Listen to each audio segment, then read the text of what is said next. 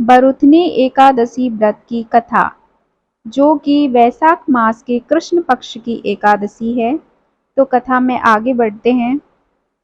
धर्मराज युधिष्ठिर बोले, हे भगवान, मैं आपको नमस्कार करता हूँ। आपने चैत्र मास के शुक्ल पक्ष की एकादशी अर्थात कामदा एकादशी के बारे में विस्तार पूर्वक बतलाया।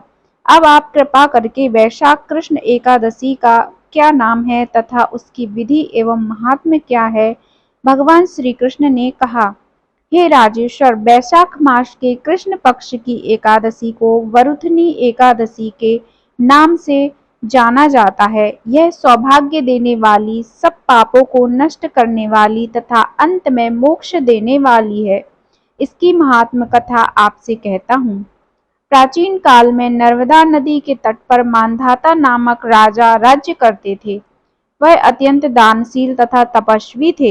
एक दिन जब वह जंगल में तपस्या कर रहे थे, तभी ना जाने कहां से एक जंगली भालू आया और राजा का पैर चबाने लगा।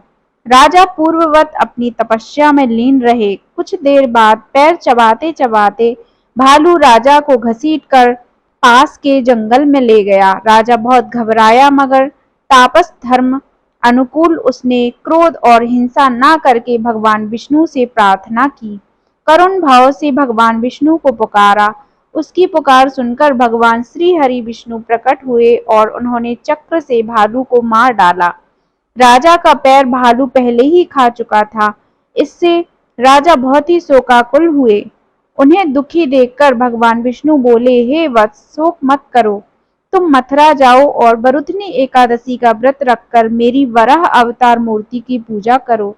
उसके प्रभाव से पुनः सुदृढ़ अंगों वाले हो जाओगे। इस भालू ने तुम्हें जो काटा है, यह तुम्हारी पूर्व जन्म का अपराध था। भगवान की आज्ञा मानकर राजा मांधाता ने मथुरा जाकर श्रद्धा पूर्वक वरुथनी एकादशी का व्रत किया।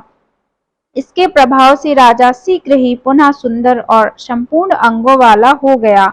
इसी एकादशी के प्रभाव से राजा मांधाता स्वर्ग गए थे। जो भी व्यक्ति भय से पीड़ित हैं, उसे वरुथनी एकादशी का व्रत रखकर भगवान विष्णु का स्मरण करना चाहिए।